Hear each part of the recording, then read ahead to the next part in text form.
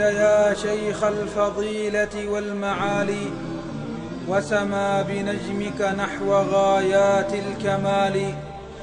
نور على نور تواصل هديه، فتلاقحت شمس الهدى بجلال. بن سيد بن سالم، نعم، بن عمر، بن عمر، نعم، لأن القياس عمري، لكن هذا تصحيح يسميه العلماء. أما القبيلة باقية بنو عمر، والقياس عمري لا معنى. نعم، ولكن هذا التصحيح وقع من مئات السنين، لأن ألقى الشيخ صالح بن سعيد والي الإمام ناصر بن مرشد أو مرشد على سماعي، نعم، وهو مستفتح منباسع قائد الجيش، نعم، سوي لها صيحتي أجابني عارضة ابن سنين.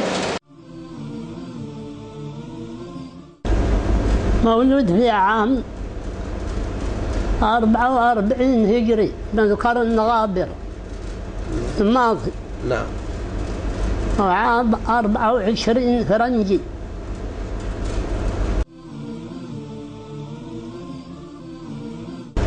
وعشت هنا مع في الحيلة مع الجاوة الحيلة، وعندي أخ رحنا نتعلم.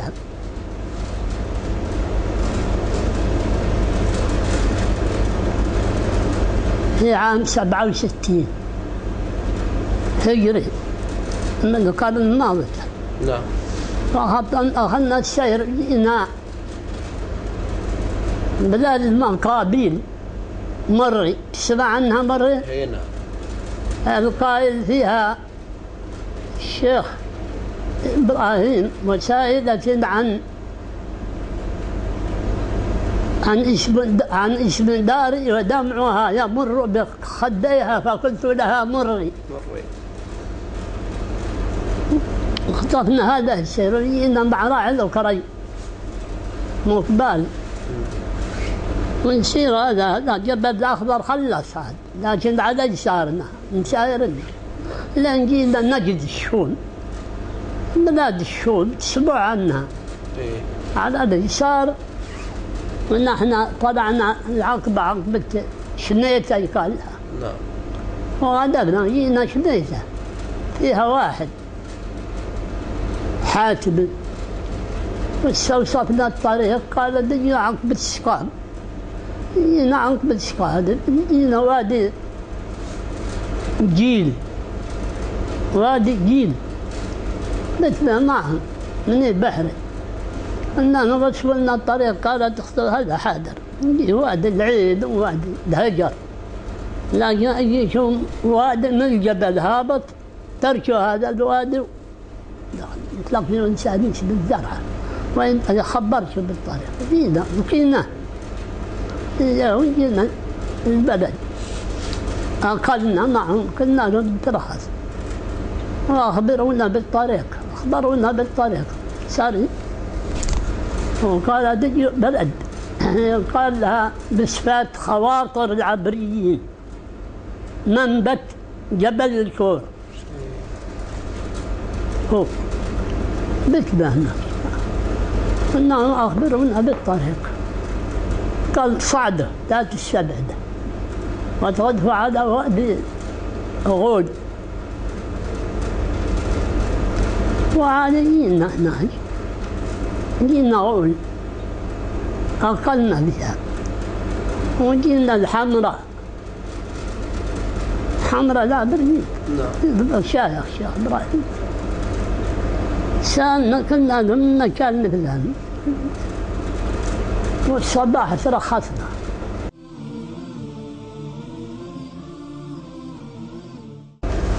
كم سنة جلستوا هناك مع الإمام درسه؟ كم سنة جلستوا؟ فين؟ في نزوة. 7 سنين. 7 سنوات. 7 ما شاء الله. لأنه عام عام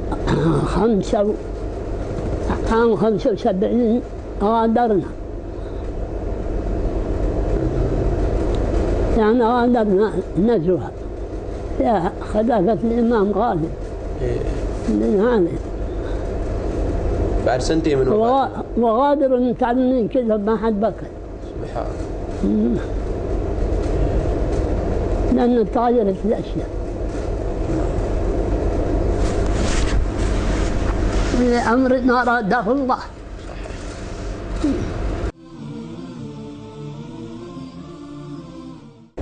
ترى العلم هو ضد الجهل، والعلم هو نفسه علمان، علم في القلب فذلك العلم النافع، وعلم في اللسان وذلك حجة الله على ابن آدم. وهكذا يعني يكون أولا الطلب، كما قال القائل: إذا كان يلهيك فصل الخريف وزهر الربيع وبرد الشتاء ويلهيك صيف وأثباره فجمعك للعلم كل متى. ترى هذا الوقت لا يعني أولا جد، ثم الإخلاص العمل، وينوي لله نفيا للجهل، لأن الله تعالى بين العلماء يعني غير عن الجاهل، كما أن العلماء يضاعف لهم العذاب لأن عصروا على معرفة،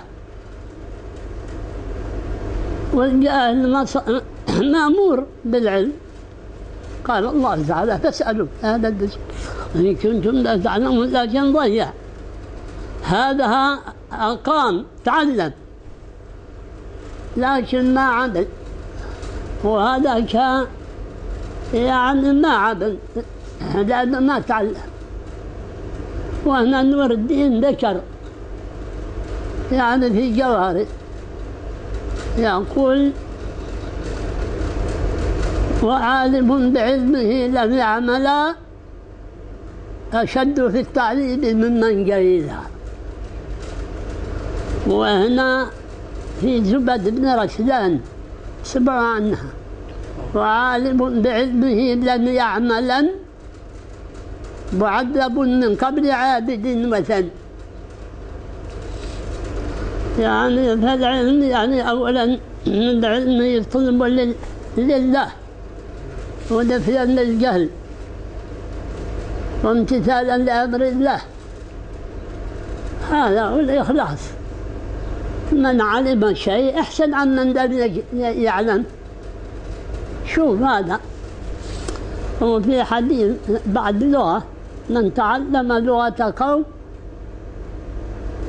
أمن خدعهم وبشره وغشهم. مثل أقل شيء مرهم يسوي في عيده ما يعرف إنجليزي، منتي إيش مفعوليته وقطور وهكذا.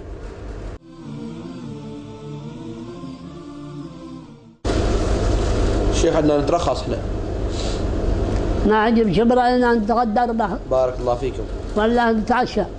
خير إن شاء الله مرة أخرى. مرة أخرى. لا ما سد شبرا تتعشوا بعد. الله يبارك فيكم. جزاك الله خير. لا تفكروا بعيد. الله يبارك فيكم. مرة أخرى. مقدر كائن. كذا صحيح. مرحبا. الله يبارك فيكم.